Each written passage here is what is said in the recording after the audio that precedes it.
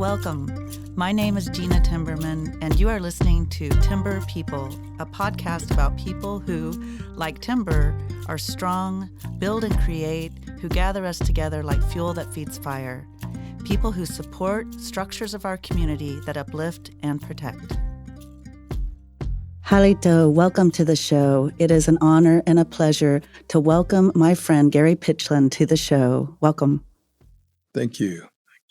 We've been trying to connect on the show for some time, and I've known Gary for many years. And Gary Pitchlynn has spent over 46 years providing advice and representation to a wide array of business clients and tribal governments, and is particularly noted for his work and expertise in Indian gaming law, among other areas. And I know you have been published before, and I know that this journey in writing your book, congratulations, by the way, on the completion and having your book published, The Usual Suspect. And we were just talking about what a powerful and impactful book this is.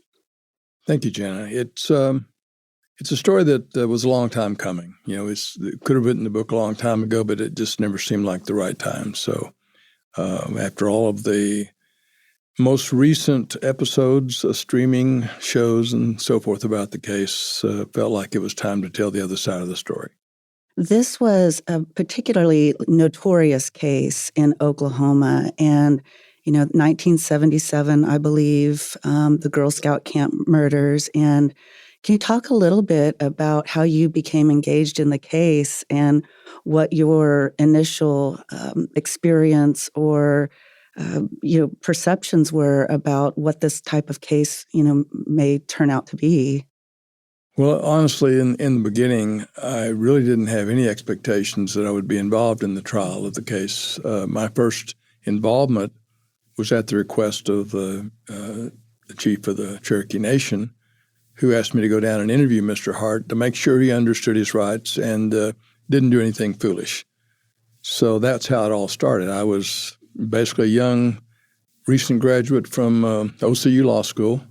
I would have been 30, going on 31, and aspired to be a criminal defense lawyer, but had no expectations of getting in this deep this quick. Right.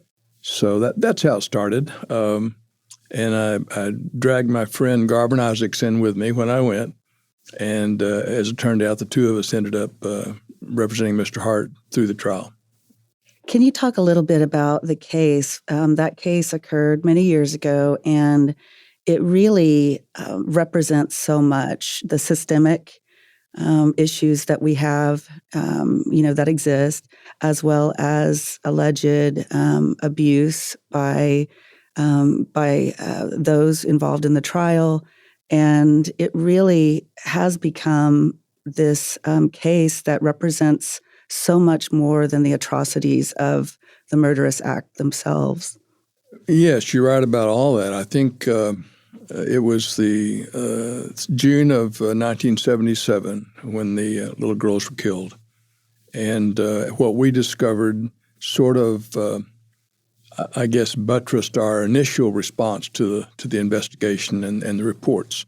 Very quickly after the murders, Mr. Hart was named as the person who perpetrated the crimes, and it seemed very strange to me at the time that they would name someone that quickly before the investigation was actually far along. Right. So I thought at the time, well, either he obviously did it and they have a smoking gun and this is going to be over with very quickly, or somebody is playing with this case to some end that I don't understand, and it led me to be suspicious of the charges, suspicious of the investigation. And as we got into it, I think what we did was we, piece by piece, found evidence of wrongdoing, mischief on the part of investigators and law enforcement that even strengthened our views of the case and probably emboldened us to be much more aggressive advocates than we might have been otherwise. Right. Especially at that time, starting out in your career of just full of fire and knowing you. I know you're a Choctaw Legal Warrior, And, there have been many people, there have been ripple effects of this case that for many years, for many people in different ways. And one of my work associates, Veronica Simon, former associates, she was working with the OSBI as an assistant taking notes during the investigation. Of course, our friend Harvey Pratt in his role with the OSBI at that time. And you can still see those ripple effects that exist in agencies today, and informs us that there's still healing, there's still the presence of its impact, and that trauma is present, not just for the families, and so many people have been connected to the families, and for so many years, and you had mentioned that this was the right time to write this book in consideration of the families and people connected to the case. Yes, for the first decade or so, I wouldn't even consider writing anything about the case. I felt like the wounds were still so fresh, so deep, particularly for the families of the victims, but also the families of Mr. Hart and his friends. And it just didn't seem appropriate to commercialize that whole matter by writing a book about it. So, but I think what we understood was, with the exception of maybe 2 or 3 players in the case, the people that were involved, both for the prosecution and the defense, I don't characterize them as being evil and bad people so much as investigators, law enforcement officers, others in support of that effort sort of bit into this theory very early on. And before you turn around in that situation, you're in so deep and so committed to that suspect being the one. And everyone sort of sold out for that. And by doing that, I think they did not allow themselves the flexibility to receive out other information that maybe was not in line with their theory. So they went on with the prosecution in spite of the fact that there were a few other alternative theories floating around that they pretty much disregarded. Now, over the years, they all have said, oh, we investigated this, we investigated that. I know what that investigation looked like. And it was probably the turn of a paper and a nod, and we move on to the next one. So after all this time, I felt like after some conversations with my friend Garvin several years ago, Garvin had been working on a book of his own. And I think in part that may be what delayed me a little bit more, because I was kind of waiting for Garvin to do what Garvin wanted to do before I started. And then a few years ago, I realized that Garvin's health was declining, and I became concerned that the story needed to be told. And we had kind of pledged to each other some years back that it was about time for one of us to tell this story, if not both of us. So I decided that it was time before, as Garvin and I teased each other, before we get too damned old to remember any of it, we need to tell the story. So that's the reason for the timing of the book now. It's to tell the story from the perspective of the defense team and Mr. Hart. Yes, and I think oftentimes when we think about a witness, we think about the trial, the witness, but there are so many different aspects of witness, of that word, throughout every aspect from the arrest, the investigation, prosecution, sentencing, where those close to an event or to a case like yourself serve as witnesses. I had the honor of serving on our Death Penalty Review Commission and really learned about the systemic issues, challenges, experiences that we have in Oklahoma, unfortunately, over the years.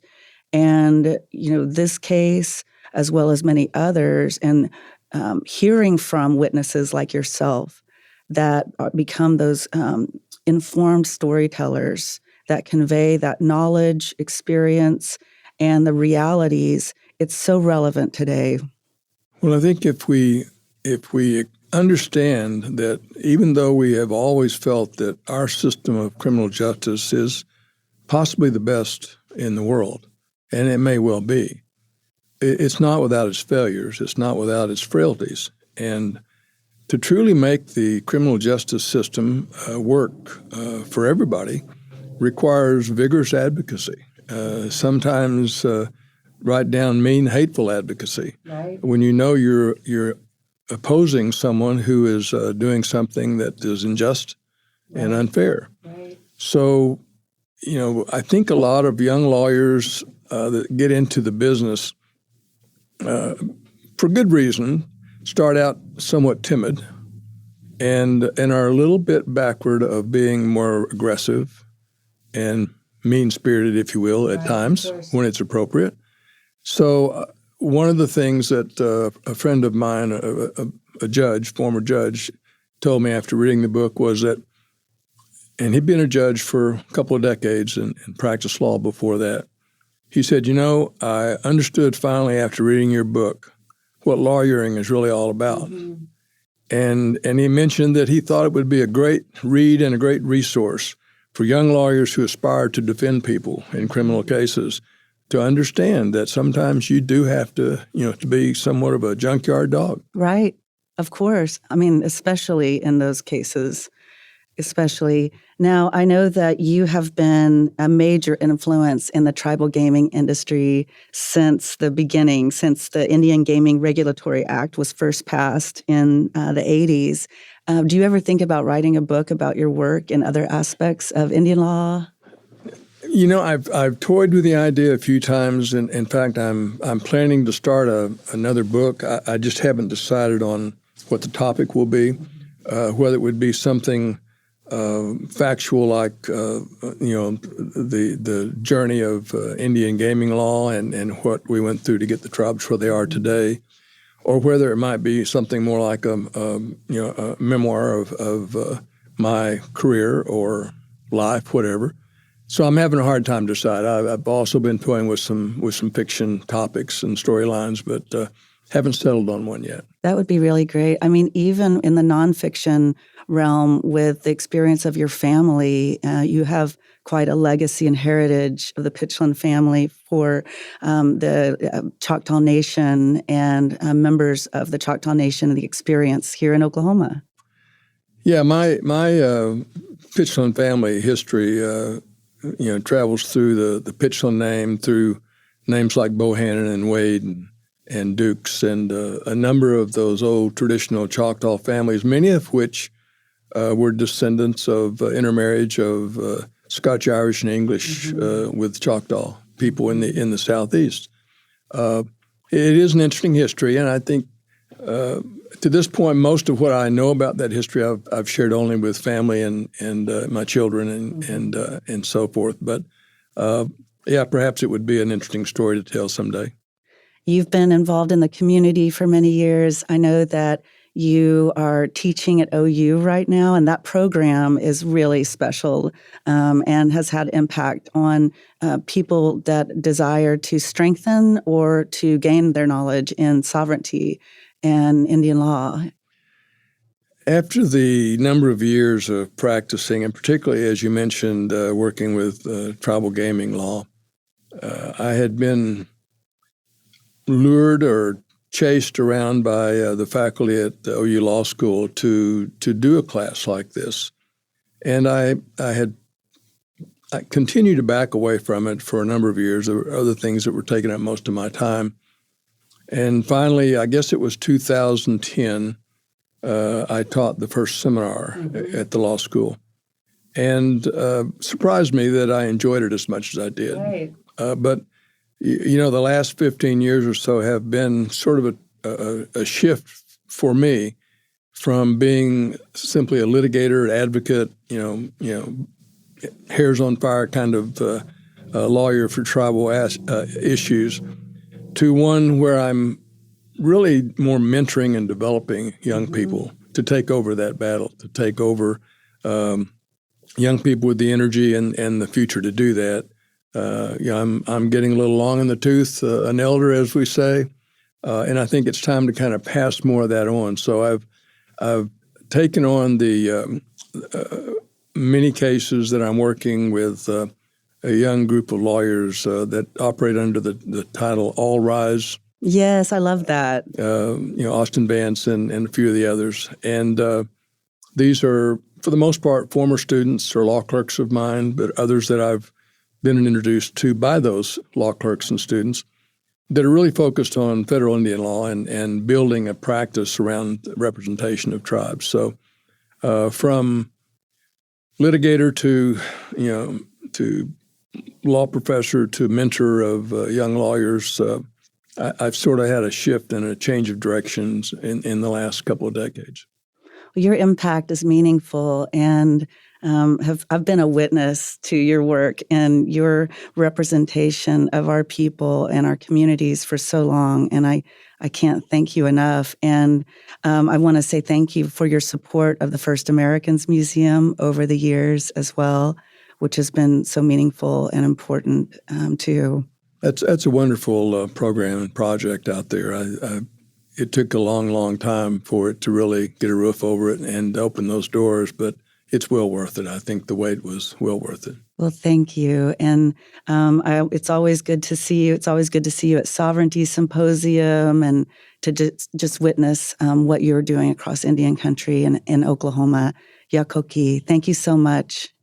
Thank you, Gena. And for the listener who would like to buy the book or to learn more about your work, do you have a website or anything that you'd like to share? I'm not selling the books myself directly. At this point, they're solely available through Amazon. Okay, great. And they can order hardbacks or paperbacks at their choice. But no, I really didn't set off in this direction with the book as a commercial enterprise so much as an opportunity to tell the story. So last time I saw, they had sold upwards of maybe approaching 600 books since January. That's fantastic. So, yeah, congratulations. I'm pleased with that. Thank you. It's an impactful book, The Usual Suspect by Gary S. Pitchlynn. Thank you so much for being on the show, Gary. You're very welcome, Gena. Yakoki. Thanks for having me. Okay. Yakoki, thank you for joining us. Timber People is brought to you by the Possibilities Podcast platform.